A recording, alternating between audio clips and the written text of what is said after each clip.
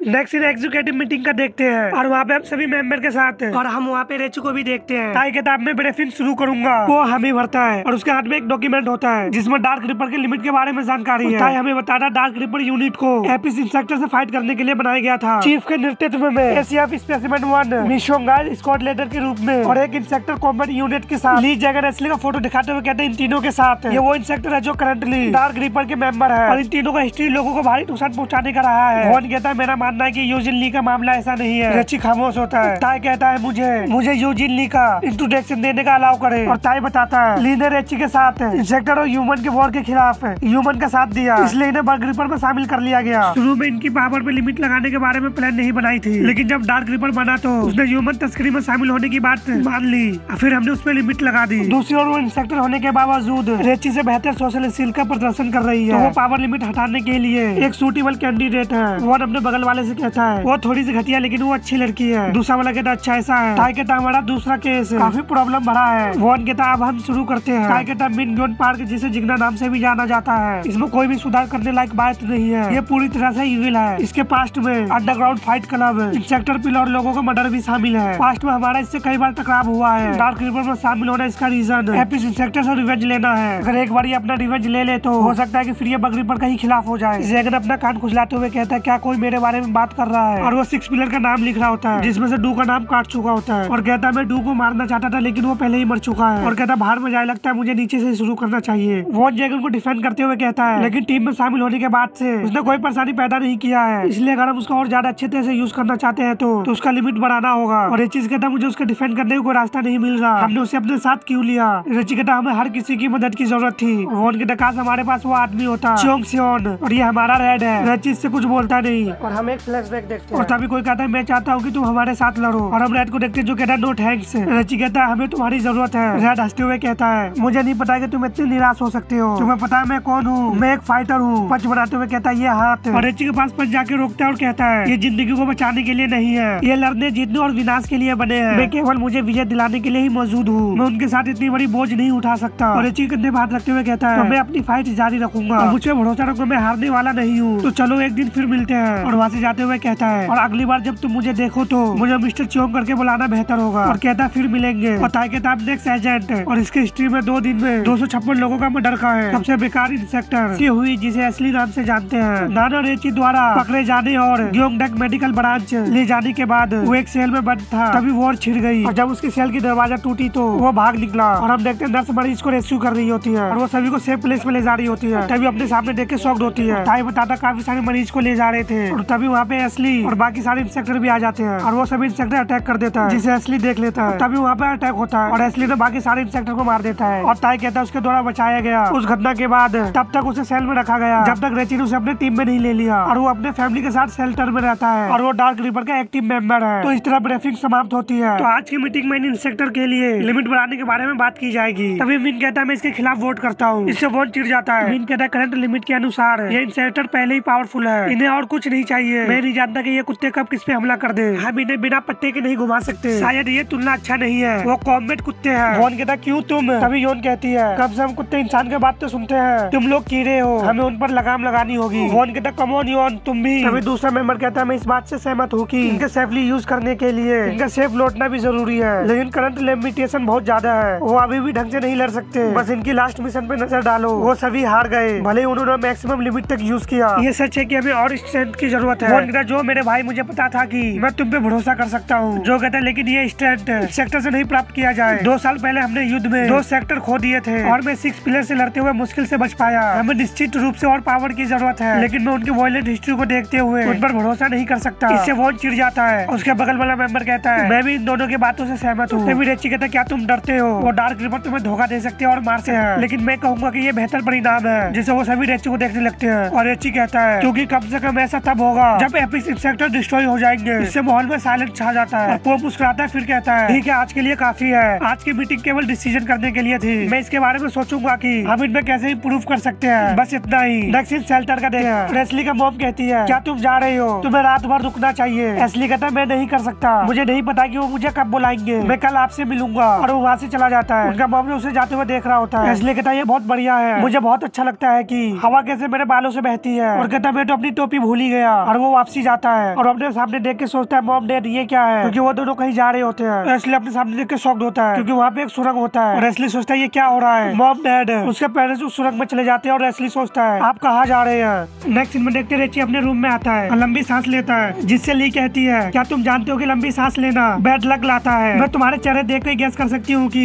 Meeting अच्छी नहीं थी लेकिन फिर भी अच्छा काम किया। रेची कहता लेकिन तुम मेरे रूम में ही क्यों नहाते रहते हो। ली कहती क्योंकि पानी का प्रेशर मुझ पे हावी है। तो तुमने क्या किया, मुझे पता है कि एक्सोकैडिव हमसे नफरत करते हैं। रेची कहता हाँ वो बहुत जिद्दी थे इसलिए मैंने भी उसे कुछ कहा, लेकिन अब मैं चिंता में हूँ कि मैंने मैटर को और बदतर बना दिया है। ली रेची का दोनों गाल पकड़ते हुए कहती है गुड जॉब, मुझे नहीं मालूम कि तुमने उनसे क्या कहा है। रेची कहता जाने दो, लेकिन ली कहती है लेकिन अगर चीजें ठीक नहीं हुई तो भी हम और भी ज्यादा मेहनत करेंगे ताकि हमारा 20% 100% से बेहतर हो, तो इसके बारे में ज्यादा चिंता मत करो। रेची कहता ठीक है। बाकी लोग क्या कर रहे हैं हम देखते। जैगन सो रहा होता है और जैगन नींद में ही कहता है पावर लिमिट बढ़ते ही एपिस इंस्पेक्टर तुम मरोगे। ली बताती है साइज जिग्ना अपने रूम में सो रहा है और से हुई संभावता अपने पेरेंट्स के साथ होगा और हम दूसरी तरफ से हुई को देखते हैं जो उस गुफा में होता है और सोचता है उन्होंने ऐसा क्यों किया, उन्होंने ये होल कब बनाए, मुझे उन्हें पहले ही रोक देना चाहिए था लेकिन मैं सदमे में था जिससे मैं अपने जगह में फ्रीज हो गया। मुझे उन्हें वापसी लाना होगा और मुझे पता लगाना होगा कि वो शेल्टर क्यों छोड़ रही है और सोचता है क्या वो मेरे कारण हो सकता है। और हम एक पास्ट स्टोरी देखते हैं और से हुई बताता है मेरे पेरेंट्स एनिमल डॉक्टर थे, वो दोनों जिंदगी बचाते थे लेकिन उनका बेटा एक हत्यारा था। मेरे पेरेंट्स ने जब ये सुना तो लेकिन वॉर के 1 साल के बाद जब मैं डार्क रिवर में शामिल हो गया तब तक वो मानते थे कि मैं मरीन कॉर्प्स इंस्पेक्टर इंसिडेंट के पीड़ित में से एक हूँ। वो मुझे वापस पाके बहुत खुश हुए थे, भले मैं एक मर्डरर था और भले ही एक इंस्पेक्टर था लेकिन उन्होंने मुझे एक्सेप्ट किया। और से हुई होल से बाहर आते हुए सोचता है मुझे कोई फर्क नहीं पड़ता कि उनका रीजन क्या है, मुझे उन्हें ढूंढना होगा। बाहर का एरिया डेंजर है और वो अपने सामने फुटप्रिंट को देखते हुए कहता है इस तरफ और वो काफी स्पीड से उड़ने लगता है और सोचता है ये फुट स्टेप जंगल की तरफ जा रहे हैं और काफी स्पीड से उड़ने लगता है और कहते हैं वो कहाँ है। तभी उसको जंगल में अपने पेरेंट्स दिख जाता है और उसके साथ एक लड़की। इससे से हुई शॉक्ड होता है और एक पेड़ के पीछे छुप जाता है और सोचता है उसके साथ कोई और है, वो भी एक लड़की। आखिर वो कौन है। तभी करहाने का आवाज आता है जिसे सोही देखता है और सोही का फादर कहता है हिलो मत और उसकी मॉम कहती है तुम्हें शांत रहने की जरूरत है। सोही को इससे कुछ समझ में नहीं आता। उसकी मॉम कहती है जख्म काफी गंभीर लग रहे हैं, हमें इसे खरोच कर निकालना होगा, मुझे स्केलपेल दे दो डियर। और उसे खरोचने लगते हैं और कहता है हिलो मत और उसके पैर में पट्टी बांधने के बाद कहता है तुम्हें कैसा लग रहा है। वो लड़की कहती है काफी बेहतर। सोही का फादर कहता है अगर तुम केज बदलते रहोगे तो तुम जल्दी ही ठीक हो जाओगे। इससे सोही राहत का सांस लेता और कहता है तो ये बात है। वो शेल्टर से बाहर आकर इंजर्ड लोगों की हेल्प कर रहे हैं, इससे उसके आंखों में खुशी के आंसू आने लगते हैं और वो अपने पेरेंट्स को देखता है और अपने आंसू को पोंछते हुए कहता है मैं बिना बात का चिंता हो गया था। तभी वहाँ पे एक इंस्पेक्टर आ जाता है जिसे सोही भी नोटिस कर लेता है, काफी स्पीड से अपने पेरेंट्स की तरफ आने लगता है। उसके पेरेंट्स कहते हैं इंस्पेक्टर। वो इंस्पेक्टर उन्हें देख के हंस रहा होता है और कहता है मैंने कभी नहीं सोचा था कि मुझे यहाँ पे ह्यूमन मिलेंगे, ये एक लॉन्ग हॉर्न बीटल है और वो बीटल के मैं काफी ज्यादा लकी हूँ। तभी एस्ली आके उससे किक मारता है जिससे वो लड़की एस्ली को देखती है और उसके बगड़ी पर मार्क को भी। एस्ली अपने आप को संभालता है। बीटल कहता आखिर तुम कौन हो, इधर उधर भिनभिनाना बंद करो। एस्ली काफी स्पीड से उसके चारों ओर घूम रहा होता है। बीटल कहता कमीने फलाए। तभी एस्ली आके उसके सिर पर जबरदस्त पंच मारता है जिससे बीटल जमीन पर गिर जाता है और उसके पेरेंट्स सेव को पुकारते हैं। तभी एस्ली अपने गन को बीटल के मुंह के अंदर दे देता है जिससे बीटल कहता आखिर ये क्या बकवास है और एस्ली अपने लिमिट से भी बाहर चला जाता है जिससे सेंसर वार्निंग देने लगता है। और एस्ली कहता है जो भी मेरे फैमिली को छुएगा वो मरेगा और अपने गन से शूट कर देता है जिससे वहाँ पे काफी सारा धूल उड़ता है। धूल चढ़ने के बाद हम देखते हैं एस्ली इंस्पेक्टर पे खड़ा होता है और वो इंस्पेक्टर मर चुका होता है। एस्ली अपने पेरेंट्स से पूछता है कि आप दोनों ठीक है। तभी बीटल आकर फादर का सिर को पकड़ लेता है। एस्ली अपने डैड को पुकारते हुए कहता है वहाँ पर एक और था। बीटल उसके फादर के हाथ में बाइट कर लेता है और हंसते हुए कहता है हिम्मत है तो आगे बढ़ो और शूट करो। उसका डैड कहता सब लोग भागो। वो दोनों कहता नहीं और चिल्लाते कहता नहीं रुको। बीटल अपने मुंह को खोलता और कहता है काफी समय हो गया जब से मैंने ह्यूमन मीट खाया है। फादर कहता अपनी आंखें बंद करो। मॉम रोती हुई कहती है नहीं और अपनी आंखें बंद के लेता है। एस्ली भी रोने लगता है चिल्लाता है नहीं। तभी हम देखते हैं काफी स्पीड से कुछ बढ़ रहा होता है जिससे बीटल पे अटैक होता है और वो उसके बॉडी से निकलता है जिससे बीटल डर से कराने लगता है और वो वहीं पे गिर के मर जाता है। मॉम भागते हुए आती है और कहती है क्या तुम ठीक हो डियर। फादर कहता है मैं ठीक हूँ और कहता है लेकिन सोही को उसके बारे में पता चल गया। और सोही काफी शॉक्ड होता है और कहता है तुम। और हमें पता चलता है वो लड़की भी इंस्पेक्टर होती है और वो लड़की सोही को देखती है। सोही अपने हाथ को तान देता है और कहता है पीछे हो जाओ, लेकिन वो लड़की कुछ कहती नहीं है। तब उसका फादर कहता है सोही उस लड़के के बीच में आते हुए कहता सब ठीक है, वो एक बुरी इंस्पेक्टर नहीं है, ये जूनी है। और जूनी अपने ह्यूमन रूप में आ जाती है। जोई एक हाउस सेंटीपीड इंस्पेक्टर है, ये भी तुम जैसे अच्छे लोगों में से एक है। एस्ली हैरान होते हुए कहता है जूनी आप इसे जानते हैं। उसका डैड एस्ली को बताता है याद करो कि मैंने तुमसे मिलने पर यह बात बताई थी, हमने शेल्टर तक जाते समय डेड लोगों की मदद की थी। वो वही समय था जब हमने जूनी से मिले थे। उसकी मॉम कहता है इसकी ब्लड का कलर देखो। उसका डैड कहता चलो जल्दी चलते हैं। तभी वहाँ पे एक इंस्पेक्टर आ जाता है और उन पर अटैक कर देता है, लेकिन उस इंस्पेक्टर पर काफी सारे टेंटिकल से अटैक हो जाता है और ये टेंटिकल जूनी के बाल होते हैं जिससे वो इंस्पेक्टर वहीं पे मर जाता है और जूनी वापसी जमीन पे गिर जाती है। उसका फादर कहता है उसी समय से हम साथ साथ ट्रेवल करने लगे और उसकी मदद से हमने बगड़ी पर शेल्टर तक पहुंच गए। उसका फादर कहता है इसी के साथ हम अलग हो गए और हमें हमें बैकग्राउंड के जान से तुम्हारे बारे में पता चला, नहीं तो हम कभी भी साथ नहीं मिल पाते। उसकी मॉम कहती जूनी एक अच्छी लड़की है। एस्ली चिल्लाते हुए कहता मुझे परवाह नहीं, अगर आपको लगता है वो अच्छी लड़की है, वो एक इंसेक्टर है। तभी वो खामोश हो जाता है और अपने बारे में सोचता है। उसका मॉम कहता सी हुई, हमें माफ कर दो। और डैड कहता हम बहुत बड़ी गलती कर दी है। एस्ली पूछता कि आप दोनों ने दीवार में होल किया था। उसकी मॉम कहते नहीं बिल्कुल भी नहीं। और डैड कहता है वो दीवार लगभग 20 फीट मोटी है, ऐसा कोई रास्ता नहीं जिससे हम ये कर सके। उसकी मॉम कहता वो हमें एक दिन अचानक ही मिल गया और हमने उसका यूज करने का निर्णय लिया क्योंकि हम जूनी के बारे में चिंतित थे। एस्ली से सोचता अगर ये सच है तो ये एक बड़ी चिंता का कारण है। इसका मतलब हो सकता है कि शेल्टर की सुरक्षा में समझौता किया गया है। और अपने पेरेंट्स से पूछता है आप उसके साथ संपर्क में कैसे रहे। अपने जेब से कुछ निकालते हुए कहता है वेल अलग होने से पहले हमने उसे एक रेडियो दे दिया था और इससे संपर्क करने के लिए मैंने अपना फोन का यूज किया। ये छोटी दूरी पे काम करता है इसलिए। एस्ली उस डिवाइस को लेते हुए कहता है इसे मैं ले रहा हूँ, चलो चले हमें शेल्टर वापस जाना है। उसका डैड कहता ठीक है बस 1 मिनट रुको। जिससे एस्ली उन्हें देखता है और वो जूनी के पास जाके उसे कुछ देने लगते हैं और कहते हैं ये कुछ खाना है और तुम कचरे को कहीं छिपा के फेंक दो। उसका डैड कहता है तुम अक्सर खुद को चोट पहुंचा लेते हो, इसलिए दवा ले लो, तुम्हें पता नहीं इसका यूज कैसे करना है। जूनी कहती है हाँ, और वो तीनों वहाँ से जाने लगता है। जूनी उन्हें ग्रेटिंग पेश करती है और अब नेक्स्ट सीन बकरी पर का देखते हैं जहाँ पे ली और एस्ली आपस में ट्रेनिंग कर रहे होते हैं और वो दोनों एक दूसरे पर अटैक कर देते हैं। एस्ली ली के आंखों पंच मारता है लेकिन ली उससे बचते हुए अपने किक से अटैक कर देती है, लेकिन एस्ली इससे बच जाता है। तभी ली दोबारा एस्ली को किक मारती है जिसे एस्ली जाकर दीवार से टकराता है और सोचता है शायद मैं कल ज्यादा कर दिया। ली एस्ली से कहती है आज तुम्हें कुछ महसूस नहीं हुआ। एस्ली कहता है मुझे लगता है ऐसा इसलिए है क्योंकि तुम हाल ही में काफी कठिन ट्रेनिंग ले रही हो, मैं तुम्हारे साथ मैच नहीं कर सकता। ली कहती है हाँ तुम्हें लगता है कि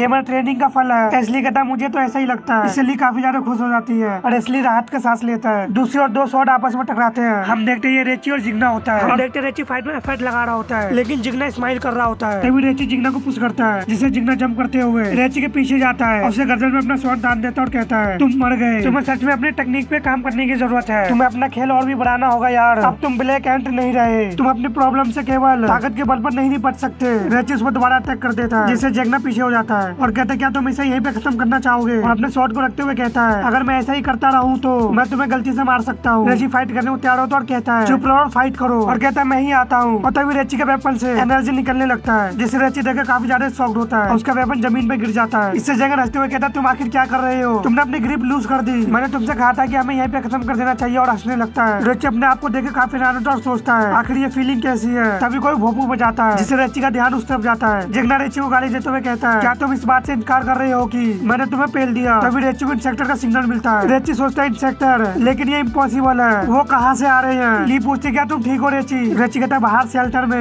वो आ रहे हैं और अपनी टीम से कहता है डार्क रीपर बैटल के लिए तैयार हो जाओ। और बंदा दोबारा अपने मुंह में कुछ भर रहा होता है और वो एक बी इंसेक्टर पे होता है। बी अपने पैरों से कुछ पकड़ चुका होता है जिसे वो बंदा कुछ ज्यादा शक कर अपने पेट को काफी ज्यादा फुला लेता है और वो नीली चीज को सामने को थ्रो करता है जिससे वहाँ पर ठंडा निकलने लगता है। और ये थर्ड पिलर का सबऑर्डिनेट जॉन ली है और कहता है ये एक अच्छा शॉट था। नेक्स्ट सीन कुछ समय पहले का देखते हैं। टाई कंप्यूटर में सिग्नल को चेक कर रहा होता है और कहता है 6 इंसेक्टर ईस्ट साइड से आ रहे हैं, डिस्टेंस हाफ मील है। वॉन कहती है जूम करो। टाई उसे जूम करके देखता है तो वहाँ पर 3 इंसेक्टर होते हैं। वो इंसेक्टर कुछ लेके आ रहे होते हैं। वॉन कहती है मुसीबत की तरह लग रहे हैं, तैयार हो जाओ, मीना मार गिराएंगे। टाई कहता है यस मैम और वो वेपन को इंसेक्टर की तरफ करता है। तभी जॉन लिक्विड को अपने पेट को भर लेता है। ये देखकर टाई हैरान होता है और वॉन कहती है आखिर वो क्या कर रहा है। टाई कहता है ऐसा लगता है कि वो पहले हमला करेंगे। जॉन कहती है इतनी दूर से। तभी उस लिक्विड को दीवार में थ्रो करता है जिससे वहाँ पर थंडर निकलने लगता है और जॉन ये देख के कहता है एक अच्छा शॉट था। हम देखते हैं उस अटैक से दीवार टूट जाता है। टाई चिल्लाते हुए कहता है वो अंदर आ गए। जॉन कहती है कोड रेड, एनिमी पर अटैक करने के लिए साउंड अलर्ट बजाए और उन्हें गोली मार दो, हमें उसे किसी भी कीमत पे शेल्टर से बाहर रखना होगा। टाई कहता ठीक है और वो गन को चार्ज करता है और इंसेक्टर से फायर कर देता है। वो अटैक इंसेक्टर के काफी पास पहुंच जाता है। तभी उनमें से एक अपने हाथ को स्वैप कर रहा होता है और आगे आकर उस अटैक को ब्लॉक कर लेता है, लेकिन अटैक अभी भी जारी होता है और वो इंसेक्टर अटैक को चीरते हुए आगे बढ़ता है जिससे वहाँ पे ब्लास्ट होता है और वो वेपन को तोड़ते हुए आगे बढ़ जाता है। जॉन कहता है माय फ्रेंड मैं जॉन ली बकरी पर को हराने का खिताब हासिल करूंगा, मास्टर जॉन गान को प्राउड होगा। तभी वो लड़की कहती है तुम किस बारे में बात कर रही हो। राग मारते हुए कहती क्या वो मेरे से संबंधित है, इसे फिर से शूट करो, ये अभी भी चिंगारी छोड़ रहे हैं। और ये लड़की सेजिन का सबऑर्डिनेट है। जो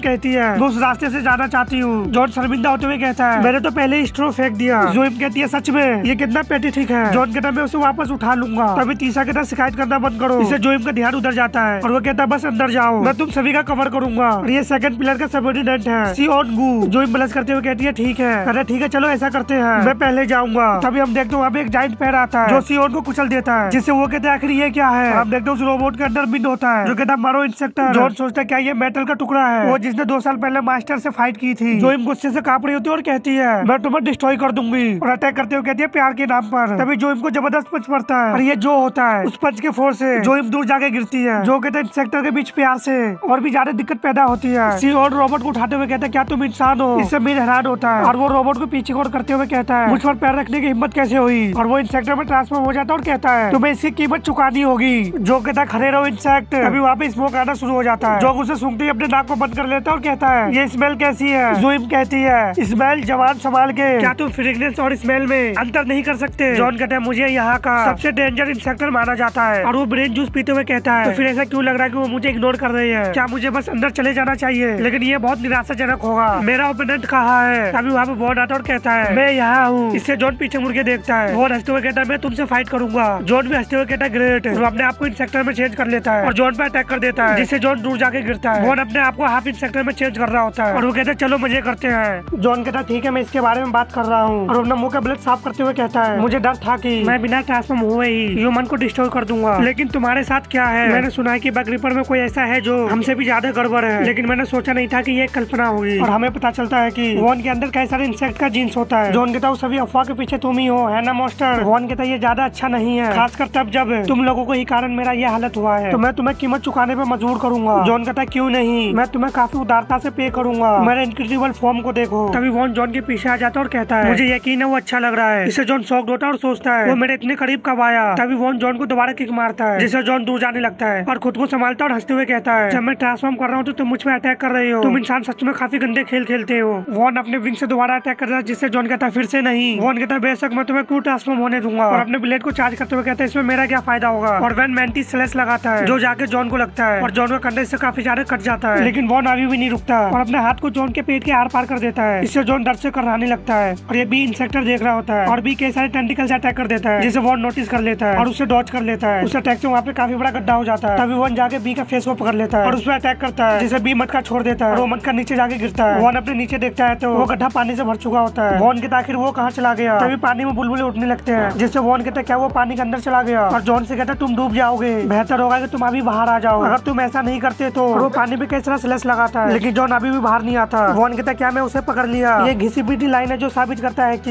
ये मैंने नहीं किया। फिर कहता है यस मैं करता हूँ। काक्सस तुम स्मार्ट हो। और स्मेल करते हुए कहता है लेकिन ये, और भड़कते हुए कहता है ये किसने? फाइट करते समय अपनी पैंट गीली कर दी यार ये कीड़े। तो तभी वॉन पे अटैक होता है जिससे वॉन हैरान होता है और जॉन उसे पानी के अंदर खींच लेता है। और हम जॉन को देखते हैं जो इंसेक्टर बन चुका होता है। दूसरी तरफ हम देखते हैं जो खास रहा होता है तभी उसके मुंह से ब्लड निकलता है जिससे वो शॉक्ड होता है। जोइम कहती है मेरे सेंट के बारे में तुम क्या सोचते हो? ये अमेजिंग है ना? जो अटैक करते हुए कहता है हाँ तुमसे काफी ज्यादा बदबू आ रही है। जोइम हैरान होते हुए कहती है तुम अभी भी कैसे हिल पा रहे हो? जो आगे जोइम को पंच मारता है और कहता है बेशक मैं हिल सकता हूँ। जोइम डर से कर रही है। जो दोबारा अटैक करते हुए कहता है मेरा लंग्स गैस चैम्बर ट्रेनिंग से कंडीशन है। जोइम को पंच मारता है लेकिन जो अभी भी नहीं रुकता। वो अपने दोनों हाथ को मिलाकर जोइम को जबरदस्त पंच मारता है जिससे जोइम टप्पा खा के दूर जाती है। लेकिन जो दोबारा अटैक करने आ जाता है जोइम कहती है बाहर में जाओ, मैं फाइट के बारे में कुछ नहीं जानती। और जो के पंच को अपने स्टिक से ब्लॉक करती है। तभी जो जलना शुरू हो जाता है और जो कहता है बर्फ वो गिर रही है। जोइम कहती है क्या तुम्हें इसकी उम्मीद नहीं थी? मुझे नहीं पता कि ये क्यों जलता है। उन्होंने कहा कि धुएं या किसी और चीज से संबंधित है, मैं इसे एक्सप्लेन नहीं कर सकती। चलो इसे मैजिक ही कहो। दूसरे तरफ मिन के रोबोट को देखते जो जमीन पर गिरा होता है उसका एक हाथ नहीं होता। रोबोट का हाथ का हालत को देखते जो काफी बुरा होता है क्योंकि उसके एक हाथ को सेक्टर उखाड़ लेता है और वो मिन की तरफ आगे बढ़ता है। हम देखते हैं मिन का रोबोट वार्निंग देने लगता है लेकिन मिन अपने गिरे हुए टॉफी को देख रहा होता है। इंसेक्टर मिन का हाथ को फेंकते हुए मिन की तरफ बढ़ता और कहता है बेस्ट डिफेंस, ये एक कठोर अपराध है। इंसेक्टर अपने दोनों हाथ को मिलाकर रोबोट पर जबरदस्त लैंड करता है जिससे रोबोट के टुकड़े टुकड़े होना शुरू हो जाता है। दूसरी तरफ वॉन पानी में सांस रोक चुका होता है। जॉन उसे अपने दोनों टेंटिकल से पकड़ चुका होता है। वॉन सोचता है डैम इट, मैं ठीक उसी एलिमेंट में हूँ। तभी जॉन अटैक कर देता है जो वॉन की चेस्ट में जाके लगता है। वो डर से कराता है और चीख मारता है और अपने आप को संभालते हुए सोचता है ये क्या बकवास है, ये कोई ऑर्डिनरी डंक नहीं है, मैं थक गया हूँ। तभी वो अपने आप को जॉन से आजाद करता है। इससे जॉन को झटका लगता है और वो वॉन को जबरदस्त पंच मारता है जिससे वो पानी के अंदर जाके गिरता है। और वॉन हंसते हुए कहता है उस जंक फूड का टेस्ट कैसा है? जॉन दोबारा अटैक कर देता है और वॉन पे मल्टीपल अटैक करते हुए कहता है मैंने कभी भी किसी का इतना घिनौना ब्लड नहीं चखा, तुम अजीब इंसान हो। वॉन अपने आप को उस अटैक से बचा रहा होता है और कहता है तुम बहुत बात करते हो। और सोचता है पानी के अंदर ये स्पीड कैसे हो सकता है, एक डायरेक्ट हिट और मैं मारा जाऊंगा। तभी वॉन पे टेंटिकल से अटैक हो जाता है जिससे वो बाल बाल बचता है। पानी से बाहर आने की कोशिश करता है और सोचता है ये एक वाटर बग इंसेक्टर है, पानी के अंदर इसके खिलाफ मेरे पास कोई चांस नहीं है और अब मेरी सांस भी फूल रही है और अब मैं चाहता हूँ कि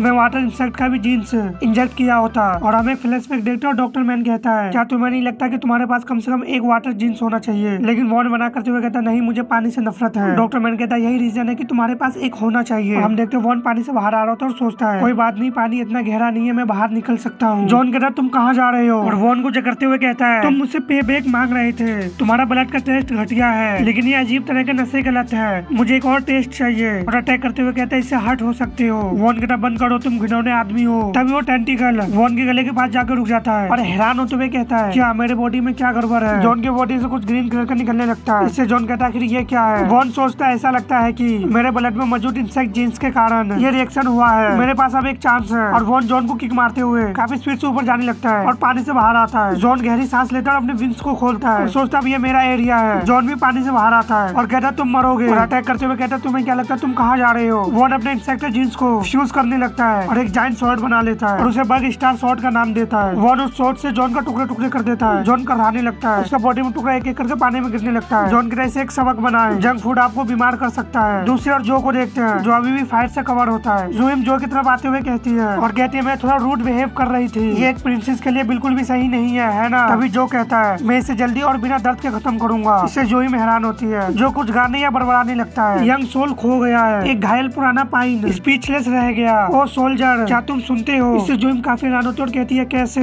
और जॉन को अपने स्टिक से धै मारती है और कहती है मर जाओ। लेकिन जो कहता है वो सोल्जर। इससे जोई में हैरान होती है और जो अपने पंच को चार्ज करते हुए कहता है क्या तुम देखते हो। और नेक्स्ट सीन में देखते हैं जोई का स्टिक टूट जाता है और वहाँ पे जबरदस्त धमाका होता है। धमाके के साथ होने के बाद हम देखते हैं जो काफी घायल होता है और वो वहीं पे गिर जाता है। जोई भी वहीं पे गिरी पड़ी होती है। दूसरी तरफ मिन को देखते हैं जिसका रोबोट वार्निंग दे रहा होता है, लेकिन वो अपने टूटे हुए टॉफी को ही देख रहा होता है और इंसेक्ट उसके रोबोट को टुकड़े टुकड़े कर देता है और कहता है कितना निराशाजनक है, अगर मुझे पता होता कि बग रिपर इतनी कमजोर है तो मैं उन्हें बहुत पहले ही कुचल चुका होता। तभी वहाँ पे कुछ उड़ते हुए आता है। सियोन हैरान होता है और वो सियोन के चारों ओर उड़ रहा होता है। मिन कहता है killer number 1 2 3 4 5 insect killer aerosol mode, जिसे वो सभी इंसेक्टर सियोन को घेर लेते हैं। सियोन कहता है ये रेडिकुलस होते जा रहा है, अब क्या तुम्हें ये पता नहीं कि तुम्हारी टेक्नोलॉजी मेरे खिलाफ बेकार है। मिन अपना दूसरा टॉफी खोलते हुए कहता है बड़ी बात तब करो जब तुम्हें चोट लग चुकी हो, तुम कमीने कहीं के। और मिन कहता है लेजर, जिसे सभी रोबोट से थंडर निकलता है जो सीधे सियोन को जाके लगता है। सियोन कहता है ये कितना बुरा है और उस थंडर को अपने आप से दूर करते हुए कहता है मैंने तुमसे कहा था कि ये काम नहीं आएगा। उससे मिन को भी झटका लगता है, उसके सारे रोबोट फिर से नीचे गिर जाते हैं। सियोन उन्हें देखता है और कहता है समय की बर्बादी, अब मैं तुम्हारा अंत कर दूंगा। और वो आगे बढ़ता है, तभी उसका एक पैर कट जाता है। सियोन कहता है ताकि तुम ऐसा नहीं कर सको, लेकिन उसका गर्दन भी कट के नीचे गिरने लगता है और जमीन पे जाके गिरता है। मिन का रोबोट से वार्निंग का आवाज आ रहा था और मिन बताता है ये रोबोट इंसेक्टर के सबसे कमजोर हिस्से पर और जॉइंट्स को टारगेट बनाते हैं जो उन्हें अंदर से डिस्ट्रॉय कर देता है। इससे कोई फर्क नहीं पड़ता कि तुम कितने भी स्ट्रॉन्ग क्यों ना हो, तुम फिर भी एक इंसेक्टर हो। ह्यूमन टेक्नोलॉजी तुम्हें नीचे ले जाएंगे, हम ह्यूमंस को नीचे नजरों से मत देखना। उसकी आंखों से भी आंसू आ रहा होता है। ये सब एक भी इंसेक्टर देख रहा होता है, जिसे वो लास्ट मटके को छोड़ देता है और वो जाके नीचे गिरता है। तभी उनमें से कोई बाहर आता है और कोई कहता है क्या ये वही है जिसके बारे में तुम बात कर रहे थे, वो इंसेक्टर जिसे तुमने सेंस किया। दूसरा कहता है हाँ ये कोई ऑर्डिनरी इंसेक्टर नहीं है। हम देखते हो रेची और इसका टीम होता है। जगन उसे देख के कहता है ग्रेट, नहीं है ऑर्डिनरी इंसेक्टर नहीं है, ये 6 पिलर में से एक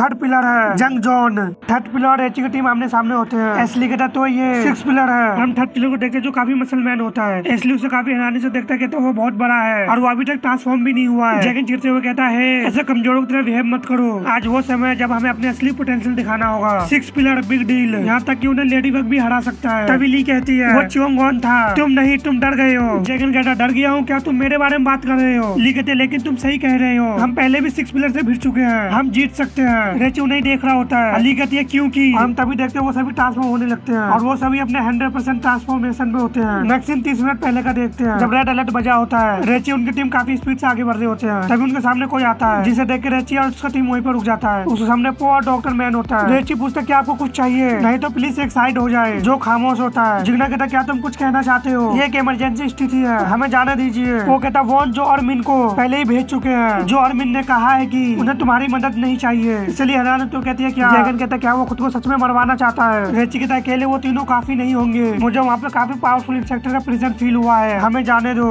डार्क रिपर का पिछले परफॉर्मेंस से मैंने ये फैसला किया है कि तुम सभी को भेजने से कुछ नहीं बदलेगा। ली कहते तो आप क्या चाहते हैं हम यहाँ पे बैठे और अपनी उंगलियां चटकाते रहे। वो कहता नहीं, बिल्कुल भी नहीं। और वो डॉक्टर से कुछ कहता है। डॉक्टर अपने जेब में हाथ डालता है, कहता ठीक है, और वो एक रिमोट को निकालता है। इससे जैगन घबराते हुए कहता है दादाजी ये क्या है, ये तो काफी बेतुकी लग रही है, ऐसा मत करो, वो बटन मत दबाओ। रेची उन्हें पीछे गौर करता है। तभी डॉक्टर मन भी बटन प्रेस करता है जिससे उन्हें तीनों कॉलर से एक साथ बीप का आवाज आता है। जैगन कहता मैं यहाँ पे फंस जाऊंगा, लेकिन पो कहता तुम्हारी लिमिट हटा दी गई है। हमारे हाल ही में मीटिंग के दौरान रेची के ईमानदार विचारों को सुनने के बाद मुझे एहसास हुआ कि हम गलत कर रहे थे। डॉक्टर भी कहता हम गलत थे। वो कहता बकरी पर डायरेक्टर के रूप में मैं माफी चाहता हूँ, सच बताओ तो मुझे इस समय पो में साकामोटो नजर आ रहा है। पो उनसे कहता प्लीज शेल्टर को प्रोटेक्ट करो और ह्यूमन को भी। ये सुनकर वो सभी हैरान होते हैं। वो सभी एक एक करके जाने के बाद जिग्ना पो से कहता है चिंता मत करो 4 आंखों वाले, मैं सबको मार डालूंगा। एस्ली कहता थे क्या मैं ठीक हो जाऊंगा, ये अचानक से सामने आया है। ली कहती चिंता मत करो, अगर हालात खराब भी हो जाएंगे फिर भी हम तुम पे नजर रखेंगे। रेची भी जा रहा होता है तभी उसे डॉक्टर मैन रोक लेता है और उसे कुछ देते हुए कहता है ये तुम्हारे लिए है। रेची उसे देख के कहता अरे ये डॉक्टर मैन कहता मैं तुम्हें बाकी डिटेल्स दे दूंगा, अभी के लिए यहाँ से जाओ। वो रेची से कहता मैं तुम पे भरोसा कर रहा हूँ। रेची काफी स्पीड से आगे बढ़ता है और कहता ठीक है सर। हम प्रेजेंट का सीन देखते हैं। थर्ड पिलर जबरदस्त रोड करता है। ली कहती वो आ रहा है। जैगन कहता वो मिल गया, लेकिन वो तो अपने सामने देख के हैरान होते हैं क्योंकि रेची जाकर थर्ड पिलर पर अटैक कर देता है। जिगन कहता ये बेवकूफ है, लेकिन रेची का अटैक से थर्ड पिलर को कुछ भी नहीं होता। रेची अपने दूसरे वेपन से अटैक करता है, लेकिन थर्ड पिलर सेक्टर में चेंज होने लगता है और रेची को जबरदस्त पंच मारता है, जिससे रेची काफी फोर्स से पीछे गोल होने लगता है और दर्द से कराने लगता है। लेकिन जिगना के उसे पकड़ लेता है और हम थर्ड पिलर का पंच का निशान को देख सकते हैं। जिगना के आखिर इतनी जल्दी क्या है। रेची अपने चोट को पकड़ते हुए कहता है चलो चले। वो ट्रांसफॉर्म हो रहा है तभी ली और एस्ली भी अटैक करने के लिए आ जाते हैं और एस्ली लगातार फायर करता है। अली अपने सील से खुद को काफी स्पीड से पुश करती है और जाकर थर्ड पिलर को किक मारती है। इसलिए अभी भी उस पर लगातार फायरिंग कर रहा होता है और कहता है आखिरी आदमी इतना चुप क्यों है, वो अभी तक एक भी शब्द नहीं बोला। ली कहती है तुमने सही कहा, ऐसा लगता है वो बस चीख सकता है। तभी उस धूल से दो अटैक बाहर आता है जो एस्ली और ली के पास जाता है। वहाँ पे जबरदस्त धमाका होता है और उस धूल से बाहर आता है तो वो पूरी तरह से इंसेक्टर रूप में होता है और ये एक सिया फॉरेस्ट इंसेक्टर है। ली और एस्ली को पुकारता है तभी वो दोनों वहाँ से काफी स्पीड से बाहर आते हैं। एस्ली कहता है मैं मुश्किल से रास्ते से हट पाया। ली कहती है अगर हालात पहले जैसे होते तो हम बिल्कुल मारे जाते। जिगना रेची से कहता है इस नजर का क्या मतलब है, क्या तुम खुश नहीं हो तुम्हारे टीममेट बच गए? वो तो क्या ऐसा हो सकता है कि तुम जल्दी में थे क्योंकि तुम चिंता में थे कि तुम्हारे टीममेट स्ट्रॉन्ग हो गए हैं। रेची कहता बकवास बंद करो और फाइट में शामिल हो जाओ। जैगन जाते हुए कहता चिंता मत करो मैं संभाल लूंगा, तुम बस जाकर एक कोने में छुप जाओ और आराम कर सकते हो, अब तुम्हारे लिए कुछ भी नहीं बचा है, अब तुम्हें बस यही करना है। इससे रेची को काफी बड़ा सदमा लगता है और जैगन वहाँ से जाते हुए रेची से कहता है अब जब हमें कोई रोक नहीं सकता तो देखो हम क्या कर सकते हैं, और वो काफी स्पीड से वहाँ से चला जाता है और रेची को इस बात से काफी ज्यादा बुरा लगता है कि अब वो फाइट में शामिल नहीं हो सकता। दूसरी ओर थर्ड पिलर अपने पंच को तैयार करता है और मल्टीपल पंच ली और एस्ली पे मारता है। ली के विंग्स में लगता है, इससे ली कहती है मेरे विंग्स ये काफी मुश्किल है। एस्ली कहता है योजिन मेरे पीछे आओ। ली अपने सिल से एस्ली को पकड़ लेती है और कहती है थैंक्स, और वो दोनों से एनर्जी से बच रहे होते हैं। तभी एस्ली सेकंड एवोल्यूशन करता है, स्कारलेट फॉर्म में चेंज हो जाता है और अपने हाथ को वेपन ट्रांसफॉर्म करते हुए उस पर ड्रैगन फायर बॉम्ब से अटैक कर देता है और वो ड्रैगन फायर सभी एनर्जी को चीरते हुए थर्ड पिलर के पास जाकर लगता है, जिससे वहाँ पर जबरदस्त धमाका होता है। धूल हटने के बाद उससे बाहर आता है घुराते हुए एस्ली से आगे बढ़ जाता है। इससे एस्ली हैरान होता है क्योंकि थर्ड पिलर ने एस्ली के हाथ को उखाड़ देता है। ली भी अपने सेकंड एवोल्यूशन में होती है और वो सिल्क से जायंट स्वॉर्ड बना लेती है जिससे थर्ड पिलर पर अटैक कर देती है और उसके एक पैर को काट देती है। ली भी थोड़ा हैरान होती है क्योंकि वो ली पे अटैक करते हुए नीचे जाके लैंड करता है। एस्ली काफी स्पीड से ली को पकड़ने आ रहा होता है, लेकिन थर्ड पिलर जमीन पर पैर मारता है। ली कहती है नहीं पीछे रहो, लेकिन जब तक देर हो चुका होता है थर्ड पिलर वहाँ पे आ जाता है और वो दोनों को एक साथ पकड़ लेता है और शेल्टर के दीवार की तरफ बढ़ रहा होता है और उससे टकराता है जिसे उन दोनों ठंडा शॉक लगने लगता है। लेकिन ली अपने सिल्क से थर्ड पिलर को पकड़ लेती है जिससे उसे भी ठंडा लगने लगता है। ली कहती तुम पागल हो। ली सोचते उससे कुछ इफेक्ट क्यों नहीं हो रहा, भले ही उसे ठंडा शॉक लग रहा है। सी हुई एस्ली कहता मैं समझ गया और एस्ली अपने हाथ को दोबारा रिग्रो करते हुए थर्ड पिलर पर लगातार फायर कर देता है जिससे थर्ड पिलर पीछे को होने लगता है और वो अभी पीछे को जा रहा होता है और जाके पानी में गिरता है। जब थर्ड पिलर पानी से बाहर आता है तो वो अपने सामने देखता है। तभी जगने कहता तुम्हें क्या लगता है तुम कहाँ जा रहे हो? किसी बेवकूफ ने सोचा कि इस गड्ढे को पानी से भरना अच्छा होगा, उन्होंने मेरे लिए एकदम परफेक्ट प्लेग्राउंड बनाया है। थर्ड पिलर कुछ बोलता नहीं। जैगन कहता हम दूसरे फेस में जा रहे हैं और जैगन भी अपना सेकंड एवोल्यूशन करता है। रेची वहाँ पे भागते हुए आता है, उन दोनों को पुकारता है, अपने सामने देख के हैरान होता है क्योंकि वो दोनों ह्यूमन रूप में होते हैं। रेची कहता दोस्तों, एस्ली से पूछता क्या तुम्हारा हाथ ठीक है? एस्ली कहता मैं ठीक हूँ, यूजिन का हालत और भी खराब है। ली कहती है रेची भी उसे देखता और कहता है यूजिन। ली कहती तुम क्या कर रहे हो? इससे रेची हैरान होता है और ली कहती है जाओ। वो किसी तरह से खड़ा होने की कोशिश करती है। रेची कहता है हिलो मत। ली कहती तुम्हारा काम हमें ठीक करना नहीं है, जाओ फाइट करो, वो अभी भी जिंदा है, तुम्हें उसे मारना होगा। रेची कहता है लेकिन मैं। ली अपने हाथ को ऊपर करती है और कहती तुम ये कर सकते हो। रेची का गाल पकड़ के कहती है मैं ये जानती हूँ। रेची कहता ठीक है और वो वहाँ से चला जाता है। वो दोनों रेची को जाते हुए देख रहे होते हैं। एस्ली कहता है तुम्हें क्या लगता है कि वो ठीक हो जाएगा? हम दोनों हार गए। ली कहती बिल्कुल भी नहीं, ये आसान नहीं है, लेकिन रेची हमेशा आगे बढ़ने का कोशिश किया है, मुझे इसमें कोई शक नहीं है कि इस बार भी ऐसा नहीं होगा क्योंकि वो एक हीरो है। तभी कोई कहता है हेलो मिस, क्या तुम कॉपी कर सकते हो? रेची कहता है yes doctor man. Doctor man कहता है वो डिवाइस निकालो जो मैंने तुम्हें पहले दिया था। रेची उस डिवाइस को निकालता है। डॉक्टर मैन कहता है आप ध्यान से सुनो, मुझे तुम्हें एक्सप्लेन करना है कि ये कैसे काम करता है। डॉक्टर मैन कुछ कहता है जिससे रेची कहता है सच में? डॉक्टर मैन कहता है मुझे माफ करना कि मैंने तुम्हें इसे पहले आजमाने का मौका नहीं दिया, बस उम्मीद करो कि मेरा रिसर्च सक्सेसफुल हो। रेची आगे बढ़ते हुए कहता है समझ गया। तभी रेची अपने सामने देख के हैरान होता है क्योंकि जिग्ना ने थर्ड पिलर को मार चुका होता है। जिग्ना रेची से कहता है क्या मैंने तुमसे नहीं कहा था कि तुम किसी एक कोने में छुप जाओ? और हंसते हुए कहता है जो भी हो इसे देखो। उस पर दोबारा अपने टेंटिकल से अटैक करता है और कहता है मैंने सिक्स पिलर को डिफीट किया। और ह्यूमन रूप में आते हुए कहता है थर्ड पिलर ये बिल्कुल बेवकूफ था, या शायद मैं ज्यादा स्ट्रॉन्ग हो गया हूँ। और वो रेची की तरफ आते हुए कहता है मुझे ढीला हुआ काफी समय हो गया। और रेची के कंधे पे हाथ रखते हुए कहता है चलो अब हेडक्वार्टर की तरफ चले बड़ी। इससे रेची हैरान होता है। जिग्ना स्माइल कर रहा होता है लेकिन रेची उस पर अटैक कर देता है और उसे पीछे हो जाता है जिससे जिग्ना गले पे कट लग जाता है। जिग्ना कहता है रेची फाइट करने को तैयार होता है। जिग्ना कहता है ये तुम क्या कर रहे हो? रेची कहता है कब से? क्या मैं तुम्हारा फ्रेंड था? जिसे जिगना खामोश होता है। तभी जैगन कहता है बाहर हो जाओ तुम, ये तो हद से बाहर की बात है। और जिगना गले से कुछ निकलने लगता है। रेचू से देख काफी हैरान होता है और जिगना कहता है इस बेवकूफ का दिमाग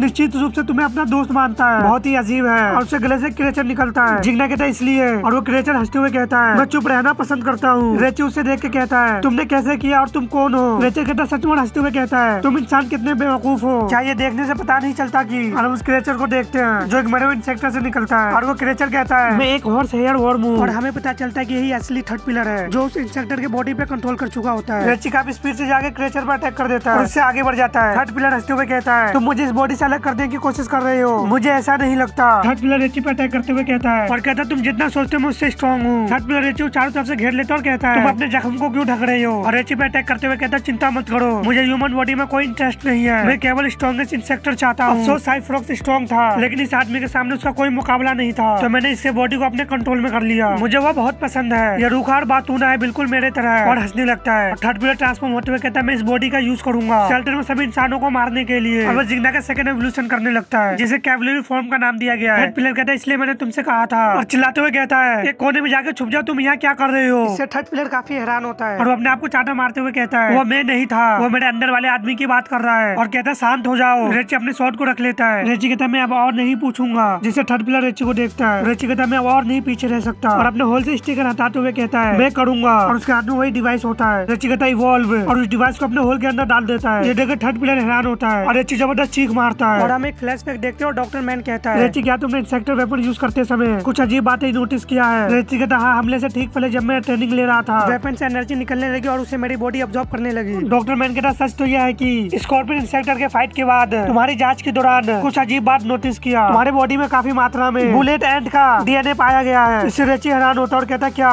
डॉक्टर मैन कहता मेरा मानना है कि ये घटना पिछले वॉर में तुम्हारे भाई के साथ हुई फाइट के दौरान हुई है, ऐसा लगता है कि तुम्हें मिशन की कुछ पावर मिल गई है। रेची कहता आपका क्या मतलब है? डॉक्टर मैन कहता जरा मेरी बात सुनो, मैं तुम्हें नई एबिलिटी देने के लिए इस पावर को बढ़ाने के लिए प्लान बना रहा हूँ, एवोल्यूशन। और हम प्रेजेंट का सीन देखते हैं। रेची अभी भी जबरदस्त चीख मारता है और उसके हाथ में वो दोनों वेपन होता है जिसका एनर्जी रेची एब्जॉर्ब कर रहा होता है। थर्ड पिलर कहता है तुम्हें क्या लगता है तुम क्या कर रहे हो? और रेची पे अटैक कर देता है लेकिन रेची से जबरदस्त एनर्जी निकलता है जिससे थर्ड पिलर पीछे की ओर हो जाता है क्योंकि उस पे कई सारा अटैक हो जाता है। धूल हटने के बाद देखते हैं थर्ड पिलर कहता आखिर ये क्या बकवास है, तुम एक इंसेक्टर थे। तभी हम रेड एंड को देखते हैं जो एक्टिवेट हो जाता है। रेची कहता नहीं मैं एक स्पेसिमेन 1 हूँ। और फाइनली रेची ट्रांसफॉर्म हो जाता है और कहता एंड कैसल प्रोजेक्ट से और सीजन 2 के जितने भी चैप्टर आ चुके थे मैंने वो सब एक्सप्लेन कर दिया है और एक चैप्टर हफ्ते में आता है, तो जब तक आप सभी मेरे दूसरे सीरीज को एंजॉय कर सकते हैं।